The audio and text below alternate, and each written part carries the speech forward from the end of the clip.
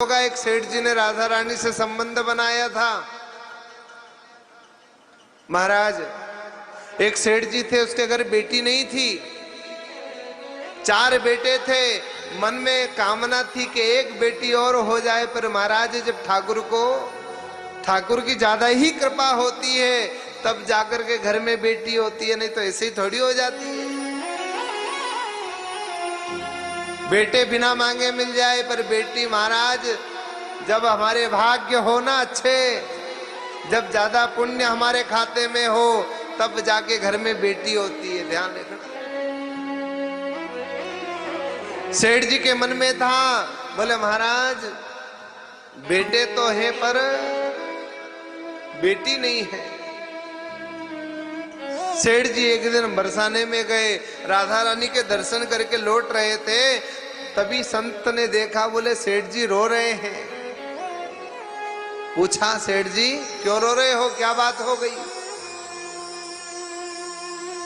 सेठ जी महाराज संत देवता के चरणों में गिर के बोले, महाराज जीवन में कोई कमी नहीं है, बस एक चीज की कमी रह गई। बोले क्या?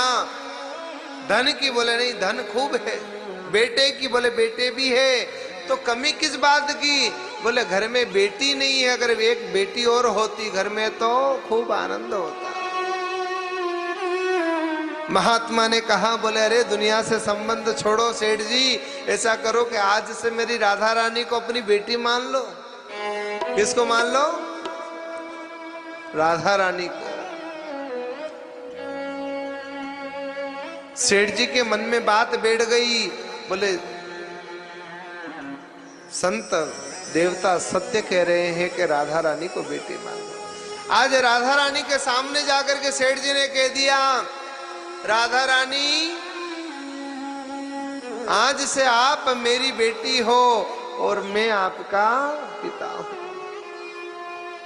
संबंध बना लिया।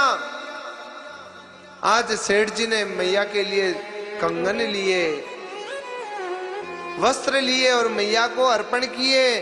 बोले आज मेरी बेटी का रिश्ता है राधा रानी से। घर आ गए, समय बीता, बेटों की शादी हो गई, 4 बहुएं आ गई घर में। एक दिन पिताजी दुकान जा रहे थे तो बहू ने बोला, पिताजी हमारे अगर आपको कोई चूड़ी वाला मिले ना मनिहारी, घर भेज देना, क्योंकि हमारी चूड़ी पुरानी हो गई है।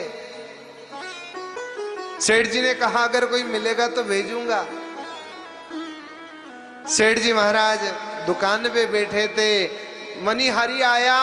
सेठ जी ने कहा, भैया सुन, मेरे घर जा और चूड़ी पहना के आ सबको।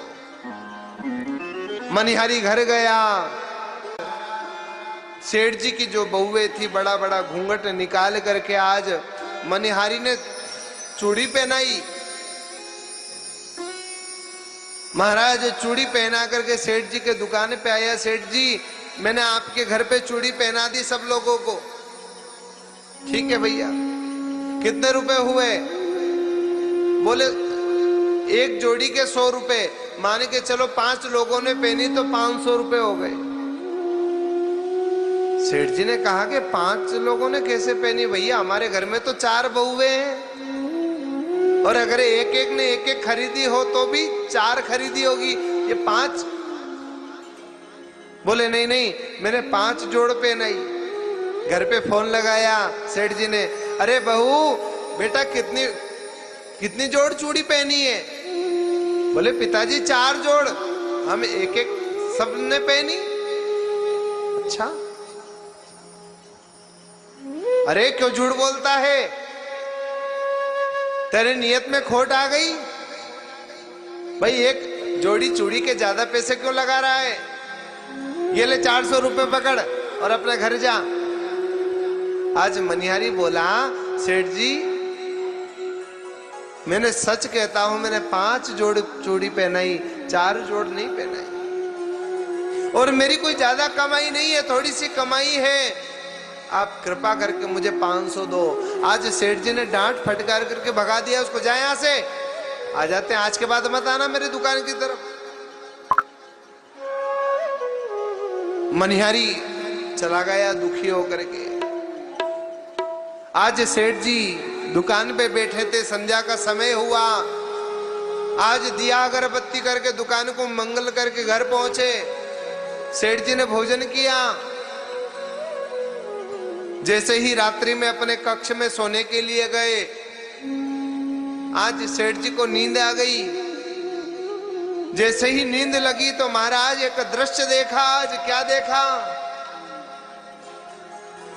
बोले आज सेठ जी के सपने में राधा रानी आके कहती है, अरे आज एक मैं चूड़ी से रह गई। आज एक जोड़ मैंने चूड़ी क्या पहन ली, आपने मनिहारी को पैसा नहीं दिया। आपने जो संबंध बनाया बेटी का केवल दिखाने के लिए बनाया, प्रेम का संबंध नहीं बनाया। आज जैसे ही महाराज राधा रानी कहती है, आज सेठ जी ने जैसे ही दृश्य देखा, सेठ जी पसीना पसीना होकर के एकदम घबरा गए, तुरंत खड़े हो गए